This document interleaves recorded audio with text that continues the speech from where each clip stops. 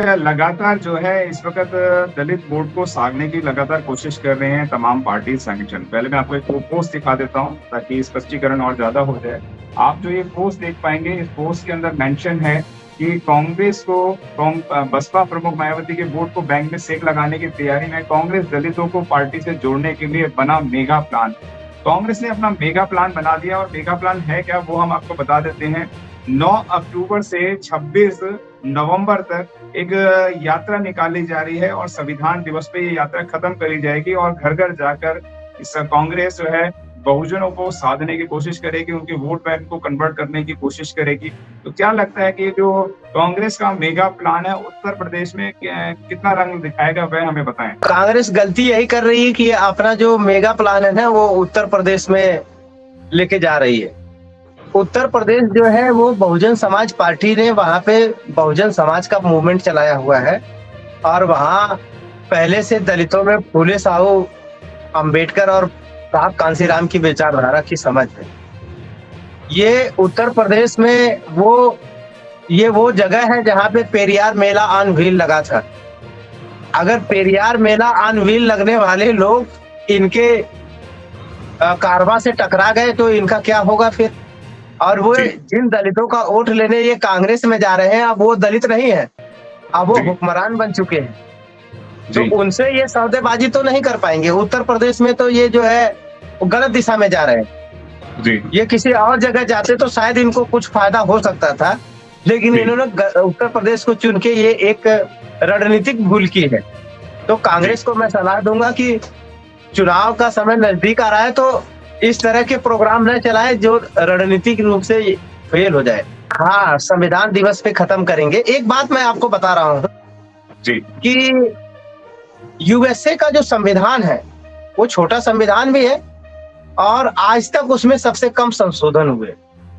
और यूएसए जो है वो संविधान बनने के बाद सबसे ज्यादा डेवलप है और आज दुनिया के सबसे अग्रणी राष्ट्रों में से एक है। डेमोक्रेसी भी वहाँ बहुत मजबूत है। वहां पे सबसे ज्यादा काले गोरे का वहां पे बहुत बड़ी समस्या रही, बहुत समय तक रही। उसके बावजूद भी वहां का संविधान उस समस्या को टैकल कर लेता है और सबसे कम संशोधन करने पड़ते हैं। क्यों, ऐसा क्यों हुआ? और भारत में जो संविधान बाबा साहब ने दिया, जिसको पूरी दुनिया आदर्श मानती है, उस संविधान में आज कितने संवैधानिक संशोधन हुए, उसके बावजूद भी आज भारत में लोग उस संविधान के बारे में कितनी भ्रांतियों के साथ जीते हैं। ऐसे ये जो इतना ज्यादा संशोधन हुआ संविधान में, वो किनकी सरकारों में हुआ? वो कांग्रेस की सरकारों में हुआ। और क्यों हुआ? कांग्रेस ने ऐसा क्यों किया? क्या ये संविधान जो संशोधन किया गया है, क्या इसकी जरूरत थी, या कांग्रेस की ऐसी कौन सी दिक्कत थी जिसके कारण संविधान में इतना संशोधन किया गया? तो ये हमें तो थोड़ा समझने की बात है कि एक देश जो है इतना डाइवर्स होते हुए अपने लोगों को कम से कम संशोधन में इतना डेवलप कर जाता है, और वहीं पे कांग्रेस जैसी पार्टी है जो इस देश में अभी 70 साल के छोटे से कार्यकाल में खास करके इन लोगों ने जो है 100-125 से ज्यादा इन्होंने संवैधानिक संशोधन कर दिए संविधान में। तो ऐसा इन्होंने क्यों कर दिया? इनके अंदर दिक्कत है या संविधान के अंदर दिक्कत है? ये जो है ना मटेरियल बात समझने की है भाई। कांग्रेस का चरित्र जो है, जो संविधान का चरित्र है, उसके खिलाफ है। इसलिए कांग्रेस अपने चरित्र पे ध्यान नहीं देती है। इस पे मैं जो गालिब का एक शेर है बहुत सटीक है, इसके लिए वो आप लेना चाहूंगा कि ताउम्र गालिब में एक गलती करता रहा, धूल चेहरे पे थी और आईना साफ करता रहा। इतना जो संविधान संशोधन भारत में हुआ है, खास करके कांग्रेस की सरकार में, वो किस लिए हुआ है? क्योंकि चरित्र जो है कांग्रेस का गड़बड़ है, और उस अपने गड़बड़ चरित्र पे ध्यान न देके कांग्रेस ने संविधान को संशोधन करने की परंपरा डाली कि भाई संविधान में गड़बड़ी उसको दिखने लगी। तो ये हमें समझने की बात है कि जो लोग संविधान में या जिनका चरित्र ही संविधान के खिलाफ है, वो लोग संविधान दिवस की यात्रा कर रहे हैं। तो ये क्यों कर रहे हैं?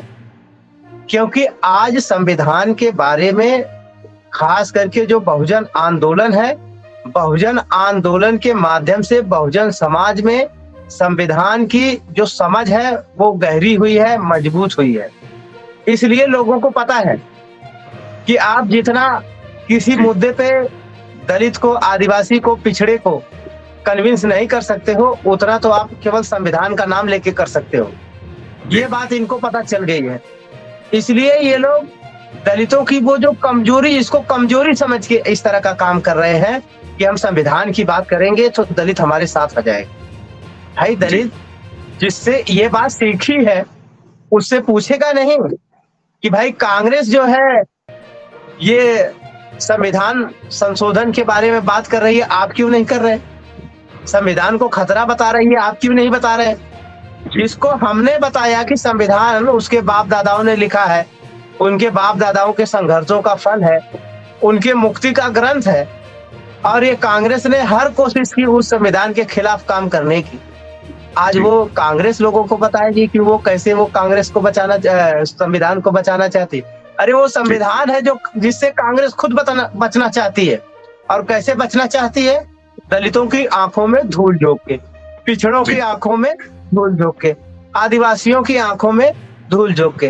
तो ये जो बात है ना, ये इसलिए कांग्रेस मजबूर हुई है क्योंकि बहुजन समाज पार्टी ने संविधान के बारे में आज खास करके दलित, पिछड़े, आदिवासियों को, महिलाओं को जागरूक किया है। और उनकी जागरूकता का असर है कि कांग्रेस से लोग धीरे धीरे किनारा करने लगे। आज कांग्रेस की हालत क्या है? कांग्रेस नरेंद्र मोदी जी के सामने कैसे गिड़गिड़ाने लगती है। जो आरएसएस है उसने कांग्रेस की क्या हालत बना दी है।